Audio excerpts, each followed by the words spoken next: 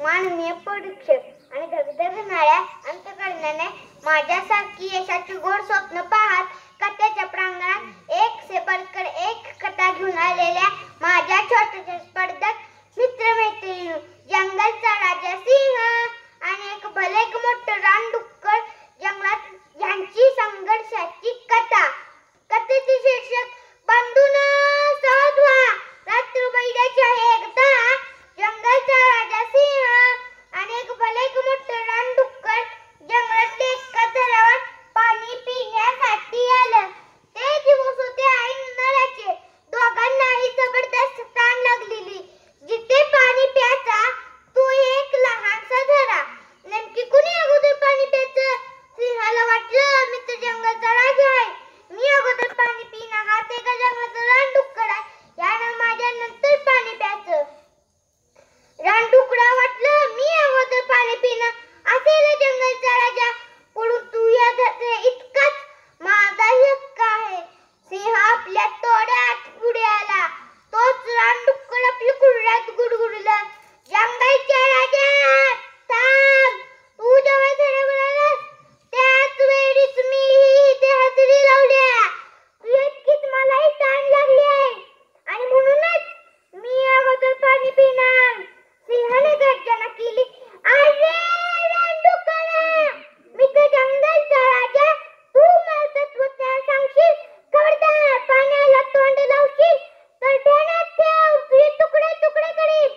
अशा रीतीने ऐन उन्हाळ्याच्या दिवसात एका झऱ्यात पाणी पिण्याकरता आलेल्या सिंहाचे व रानडुकराचे भांडण सुरू झाले. सिंहाने रानडुकराला तर रानडुकराने सिंहाला जखमी केली. अगदी रक्तबंबाळ होईपर्यंत त्यांची ही खडाजंगी सुरू झाली. स्वतःचा तोंड सावरणे सुद्धा त्यांना अवघड झाले. शेवटी थोडी उसंती मिळावी ते दोघे क्षणभर थांबले. जिथे सिंहाचे व रानडुकराचे भांडण झाले तिथेच भले मोठे झाड होते. त्या झाडाजवळून एक लहानसा झरा वाहत होता. दोघांनीही त्या झऱ्यात एकदम नजर टाकली. पाण्याचा झरा मंद गतीने वाहत होता. सिंहाने आपली नजर झाडावरची आठवली. काहीतरी आठवल्यासारखं तो झटकन उठला आणि रानडुकरा झेप घेणार तोच त्याची नजर झाडावरती गेली. झाडावर गिधाडांचा तापा उतरलेला होता. कोण आधी मरतंय याकरता गिधाडांचे डोळे लागले होते, कारण जो आधी मरे तर फाडून खाण्याकरता ती सारी गिधाडे टपून बसली होती. चौताळलेला सिंह कुठे पाहतोय म्हणूनच रानडुकराने झाडावरती पाहिले. झाडावर जमलेली सारी गिधाडे पाहून ते दोघे चकितच झाले. एकमेकांना मारायची वेसून कधी गिधाडांकडे आता कधी एकमेकांकडे पाहू लागले. पाण्याचा झरा शांतपणे वाहत होता. गिधाडे मरणाची वाट पाहत होती. सिंह रानडुकरा मला पीक, तुला जास्त तहान लागली असेल तर तू अगोदर पाणी पी.